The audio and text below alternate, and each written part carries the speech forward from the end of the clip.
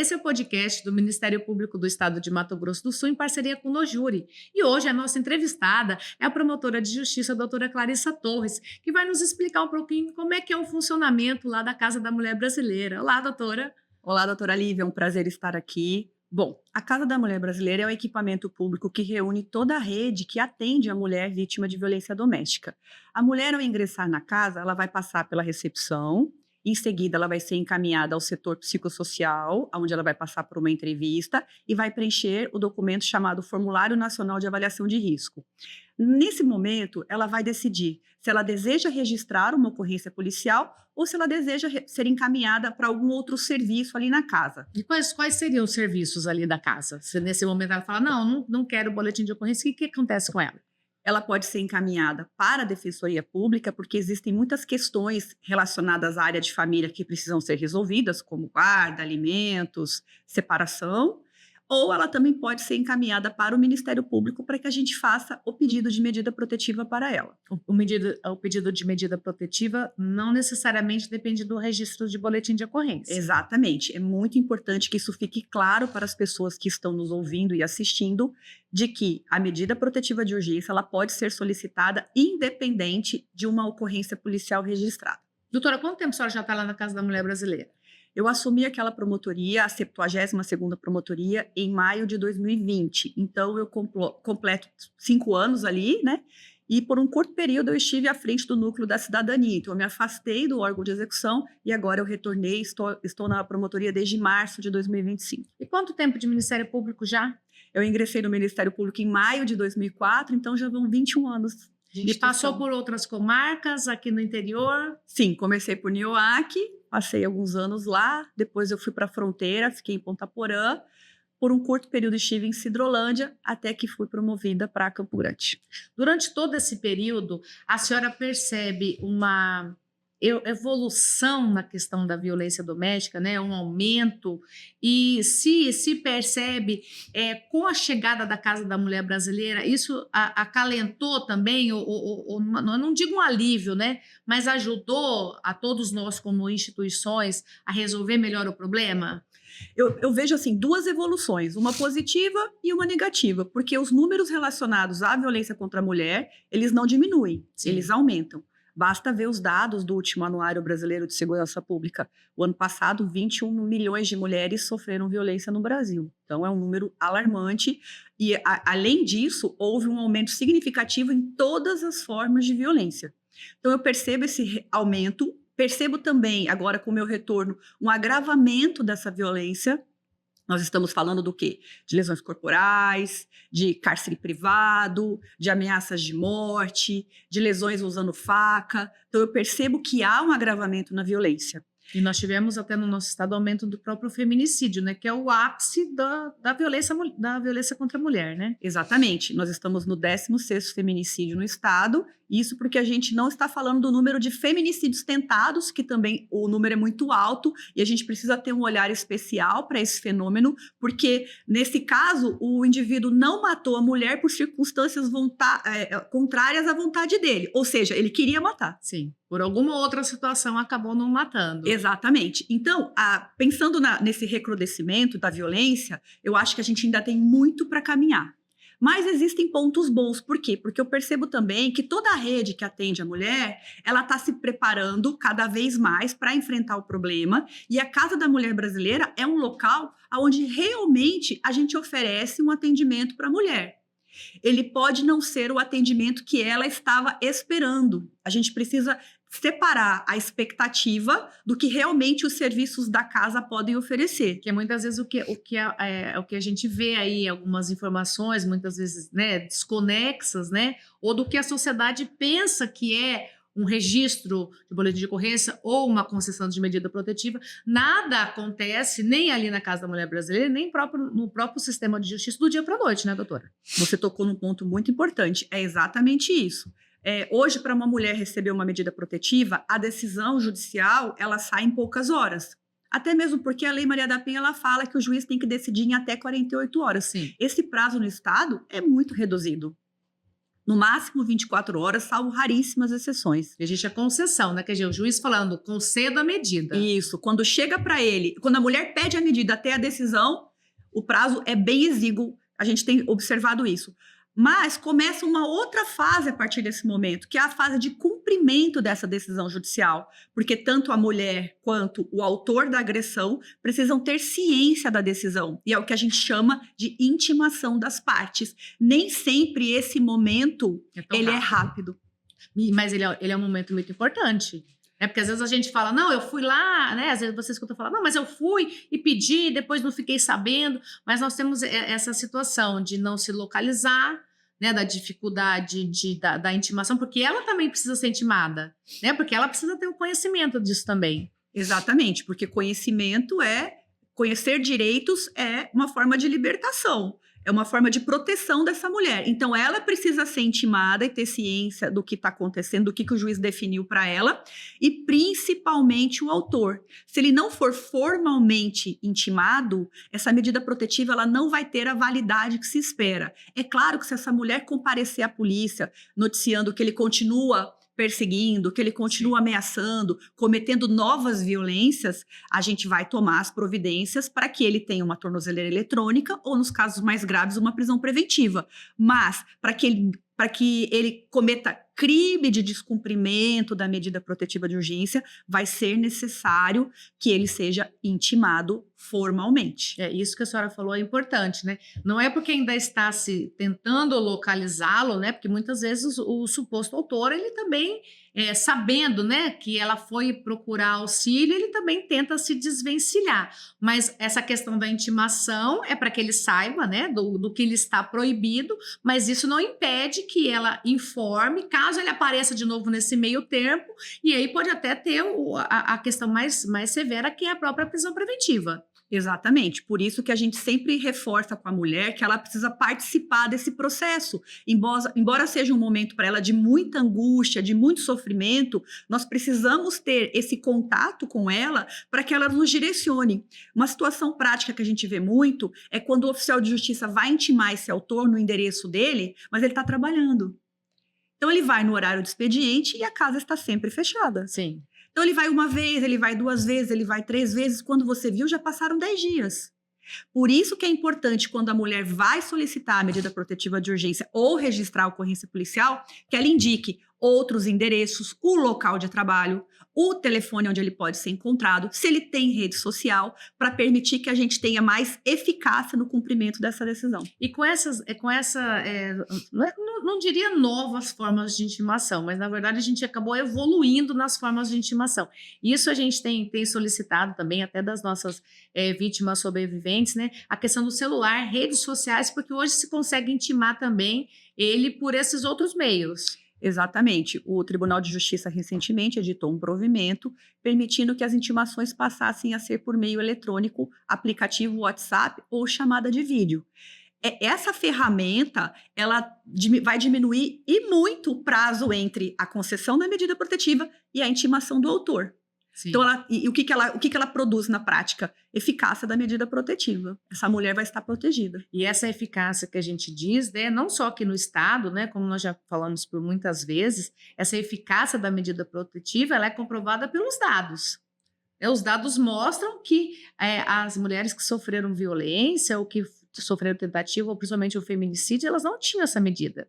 Exatamente. O número de mulheres vítimas de feminicídio consumado ou tentado que tinham medida protetiva de urgência é muito inferior àquelas que não tinham e que nunca tinham procurado a rede. E ainda, olhando o BI do dossiê feminicídio, se você analisar, muitas que tinham medida protetiva já tinham reatado o relacionamento com o autor e não tinham comunicado o juízo a respeito da necessidade de revogar essa medida. Porque a partir do momento em que a mulher reata o relacionamento e volta a conviver com ele, a gente parte da ideia de que ela não está mais em situação de risco, né? É porque essa situação de risco quando ela se sente em perigo. Exatamente. A medida protetiva é para restringir a aproximação e o contato do autor para que ela possa se sentir segura, para que ela possa refazer sua vida, para que ela tenha liberdade de agir. Ali o que sempre perguntam, a vítima ela pode chegar ali para ser atendida sozinha, acompanhada, com advogado, se ela chega com os filhos, o que tem ali na Casa da Mulher Brasileira para ajudá-la, né? Porque como a senhora disse, é naquele momento de desespero, muitas vezes ela cata o que ela tem ali em casa, sai com os filhos e vai tentar resolver. Ela tem um acompanhamento, ela tem a possibilidade de permanecer ali por um tempo? Sim, a mulher que chega na Casa da Mulher Brasileira com os filhos, ela pode, se assim desejar, deixar as crianças na brinquedoteca da Casa da Mulher Brasileira. Enquanto ela estiver na casa, as crianças vão ficar nesse local seguro, na companhia de uma profissional, porque esse serviço funciona 24 horas, e ali elas vão receber a atenção, enquanto a mulher pode percorrer outros serviços da casa. Para aquela que está correndo risco, que ela quer aguardar o autor ser intimado, um afastamento do lar, sim, ela pode permanecer no abrigo temporário com os filhos menores de 18 anos, até que o mandado de intimação seja cumprido, ou que um mandado de tornozeleira eletrônica ou um mandado de prisão preventiva sejam cumpridos. E ela pode ser encaminhada, porque a gente tem alguns casos que elas não têm família aqui, né? Se tem família em outro estado, em algum lugar, a Casa da Mulher, o próprio Ministério Público ali, consegue esse encaminhamento? Sim, a rede funciona para atender a mulher e encaminhar para outros lugares também. Então, se assim ela solicitar, a própria equipe de assistentes sociais e também fazendo até uma gestão junto ao município, a Secretaria Municipal de Assistência Social, para que tomem as providências para poder encaminhá-la para outros locais. Entendi. A senhora também é coordenadora de um núcleo aqui no Ministério Público, né? É o Núcleo de Atendimento às Vítimas de Violência Doméstica. Núcleo de Enfrentamento à Violência Doméstica e Familiar contra a Mulher, a sigla é NEVID. NEVID. E ele faz essa questão dessa verificação, o acompanhamento de aumento ou de diminuição, e faz que tipo de ações, assim, para mais a prevenção, que seria? O Núcleo de Enfrentamento à Violência Doméstica e Familiar contra a Mulher, que, aliás, é um dos núcleos mais antigos da nossa instituição, ele existe desde 2012. Ele tem várias missões. Sim. Tanto acompanhar os colegas e prestar auxílio a eles, aqueles que solicitarem, quanto articular diversas ações, tanto com o poder público, com a sociedade civil e internamente também, na medida em que nós fazemos diversas ações com outros núcleos, a exemplo do que a gente faz com o Nojure, com o Navit, podendo trabalhar com o núcleo da infância, com o núcleo civil, porque a centralidade da nossa atuação é violência de gênero, sim, e prevenção e combate à violência contra a mulher. Então, a gente vê várias interseccionalidades nesse tema.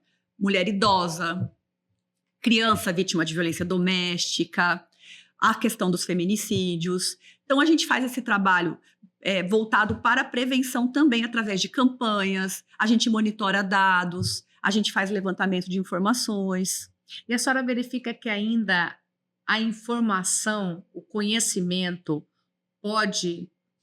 não digo, né, as pessoas querem rapidez, não digo hoje, amanhã, né, mas com o tempo mudar, principalmente esse pensamento social, né, porque a gente fala aqui do podcast da questão do homicídio, aí nós trouxemos a delegada titular da DEAN para falar da apuração do feminicídio, mas isso vai muito mais além, né, doutora, do que apurar o crime, condenar o autor, né, a gente sempre pergunta, quando que vai ter um fim dessa violência, né, quando a senhora acha que essa violência, não sei se existirá um fim, mas que ela vai diminuir? Eu acho que a partir do momento em que a gente realmente encarar essa problemática como algo que está lá atrás, na educação das pessoas, porque violência contra a mulher diz muito sobre o pensamento social de determinada sociedade.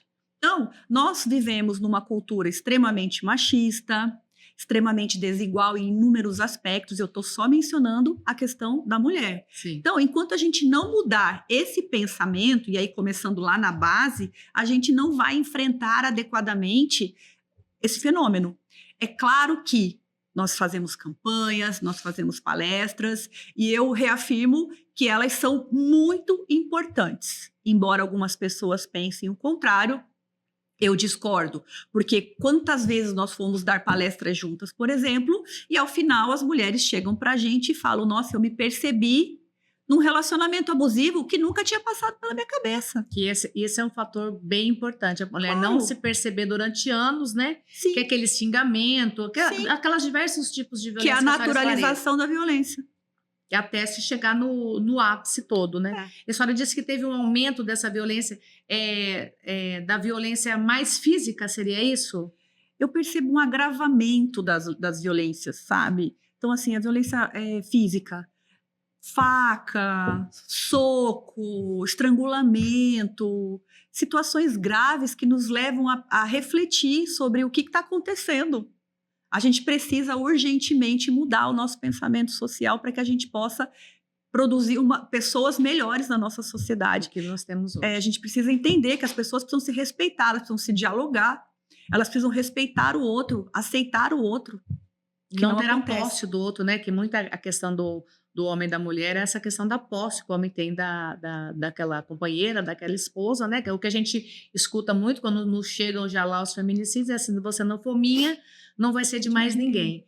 Né? E esse é um pensamento que nós temos desde, né? Esses dias uma pessoa na palestra falou assim, parece aquele tempo da caverna, né? Que ele batia nela e ele ainda puxava ela pelos cabelos, né? E hoje, quando a senhora fala esse tipo de agressão, a gente se remete àquele tipo de sociedade das cavernas, que se resolvia com a violência, né? E essa é uma frase que eu escuto muito, que eu vejo muito lá nas ocorrências policiais, e a gente vê muito também na questão dos feminicídios, né?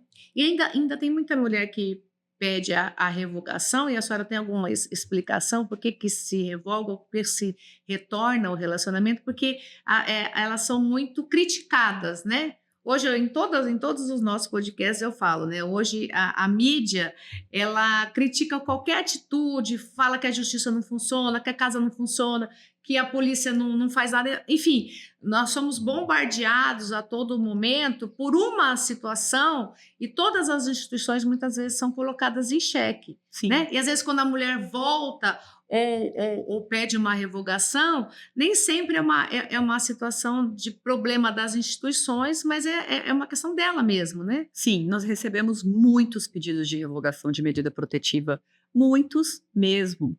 E geralmente esses pedidos vêm nos dias seguintes ao final de semana, que é quando aumentam os números de pedidos de medida protetiva. São mulheres que estão no que a gente chama de ciclo da violência, que daí ele passa pela fase da lua de mel, onde está tudo bem, começa a fase de tensão, depois vem a explosão, no momento em que ela procura ajuda, ela vai, pede a medida protetiva, e depois esse autor pede desculpa, diz que vai melhorar, ou ela mesmo se arrepende, porque dentro daquela história familiar ela realmente acredita que é muito importante manter o casamento por causa dos filhos. Isso também é um aspecto cultural da nossa sociedade, que valoriza muito a questão da mulher casada, né? Então, a gente vê que, geralmente, elas vêm pedir a revogação alegando isso. Tem muito pedido. Mas nesse ciclo, né? A sociedade ainda não entendeu que a mulher ela está no ciclo, e esse ciclo não se rompe tão facilmente nem rapidamente. Sim, a mulher, em média, para romper o ciclo da violência, ela leva 10 anos. E essa conclusão, ela não é da cabeça de qualquer um. Ela foi feita com base em dados empíricos, com a entrevista de milhares de mulheres nos Estados Unidos por uma psicóloga, em que ela percebeu um padrão. E esse padrão é nítido, a gente percebe se realmente isso é real isso. Então, ela não sai desse relacionamento por inúmeras razões. Porque ela está com medo, porque ela tem a dependência financeira. Mas hoje a dependência financeira também não é o ponto mais alto, né? Porque antes se falava muito, ela não sai porque ela não teve serviço, ela não tem... Mas hoje já se verifica que nem é o número 1. Seria. Eu acho que ele tá pau a pau com a dependência emocional. Eu ainda vejo bastante, porque o público da Casa da Mulher é um público mais vulnerável economicamente. Não que as mulheres com melhor situação financeira não procurem o serviço, mas a grande maioria é de pessoas com poder aquisitivo menor. Sim. Então, assim, você percebe mulheres que concordaram no relacionamento ficar em casa e depois elas sofrem essa violência, elas não têm para onde ir, elas não conseguem ser inseridas no mercado de trabalho, tem muitos filhos, como é que vai alimentar todo mundo? Então, existe isso. Mas eu também percebo bastante o caso de mulheres que têm a dependência emocional do parceiro, não conseguem sair do relacionamento. E essa é bem mais difícil, porque a casa ainda oferece, né, cursos, a oportunidade de emprego, né, consegue, em termos, tentar solucionar essa questão financeira. Mas a questão dessa dependência afetiva, emocional, isso é um trabalho muito mais difícil de ser É porque a mulher, para romper isso, a dependência emocional, ela precisa de acompanhamento de profissional, né? E hoje há um serviço no CEANCA, que é um órgão do Estado, que oferece o atendimento psicológico para as mulheres, mas é um serviço que ele, como todos os serviços do Estado, ele não é infinito, né? Sim. Então, tem uma lista de espera, mas é um serviço que funciona muito bem. Nós também temos um grupo de apoio, que é organizado pelo próprio Tribunal de Justiça para aquelas mulheres que querem revogar a medida protetiva, e elas podem comparecer a esse grupo de apoio. Para elas poderem entender. Mas o que a gente percebe é que quando a mulher ela quer revogar a medida protetiva, ela não quer mais saber. Ela não quer nem conversar com ninguém mais. Não, ela não quer mais ouvir essa história, ela não quer mais que ninguém ligue, que ninguém procure. E eu acho que nesse momento é importante que a gente fique atento e não feche a porta. É isso que eu ia perguntar para a senhora. A partir do momento, revogou a medida, é tipo, não quero mais saber de você, né, não volte aqui, ou nós temos sempre aquela questão, não, ela pode voltar aqui quantas vezes for necessário. Exatamente. Lá na Promotoria de Justiça, como em outros serviços da casa, a gente tem a ideia de que a mulher pode voltar quantas vezes ela precisar. E que isso é que a gente vê que a sociedade julga muito, né? No mais popular, esse vai e vem, né? Sim. Termino, volto, brigo, bato, registro o boletim, retira, registra a medida, retira. Mas eu volto a falar, o entendimento do ciclo é muito importante. Como as pessoas não conhecem o ciclo da violência, elas acham que a mulher fica num relacionamento que ela é, entre aspas, sem vergonha, porque ela gosta, aquela máxima, a mulher gosta de apanhar, isso ainda reverbera no pensamento social. Daí eu volto na ideia de como é importante a gente discutir isso lá na base. Criança, adolescente, nas faculdades, em todos os lugares onde a gente for, a gente precisa falar sobre o que a gente chama de letramento de gênero. Isso é bem importante. E assim, só para a gente finalizar, quando essas mulheres vão, a senhora percebe o entrosamento das famílias ou o ciclo também afasta as famílias dela e por isso elas se sentem tão sozinhas? Eu acho que boa parte das mulheres que comparecem ali, elas têm amparo da família, sim. E outras não. Essas são as mais difíceis de sair do ciclo, porque se ela perde o contato familiar, ela acaba vendo no autor a única pessoa, a pessoa que mais importa, a pessoa que a escuta, a pessoa que está ao lado dela, e aí ela tem muita dificuldade em separar aquela imagem que ela tem dele, de um excelente companheiro, daquele indivíduo que abusa dela o tempo inteiro. Então essa questão também de não soltar a mão, isso a gente tem que voltar a ensinar tanto para as famílias, para os amigos, para as pessoas próximas ali do trabalho, que esse ciclo existe, né? E que a gente não pode fechar as portas para essa vítima. Exatamente. Eu costumo dizer que nem todos estão na nossa régua, então a gente precisa entender o outro, ter empatia pelo outro e compreender que ele vai conseguir romper esse ciclo, que ela vai conseguir no momento dela. Nos resta o quê? Apoiá-la, ampará-la sempre que ela precisar e ajudar em todos os momentos. Doutora Clarissa, excelente. Assim, eu não me canso de falar desse tema. É muito bom mesmo. Ele é muito bom e assim, nos faz refletir, né? A gente sempre diz nas nossas palestras, né? Há 20 anos, quando a gente entrou no MP, nós éramos outras pessoas, né? Outras cidadãs e nós não pensávamos com esse pensamento dessa questão do letramento realmente que a gente precisa aprender para que o nosso trabalho seja melhor e que a gente possa passar um trabalho melhor e ensinar para a sociedade como realmente isso funciona. Que pelo menos essa violência contra a mulher a gente tenha uma diminuição ou um entendimento melhor, né? Porque eu vejo que só o não julgar a vítima já é um passo gigantesco que a gente pode dar, né? E se a gente conseguir diminuir essa violência com informação e compartilhamento de dados, isso é muito importante. Então, eu agradeço, sucesso na sua trajetória e quando a senhora tiver qualquer outra informação, essa questão do WhatsApp é muito importante que se divulgue, né? Quando a senhora tiver qualquer outra informação, a gente pode voltar aqui a conversar. Eu agradeço pela sua participação. Eu é que agradeço muito a oportunidade de falar sobre esse tema, que eu considero um dos temas mais relevantes atuais da nossa sociedade. Muito obrigada. Obrigada.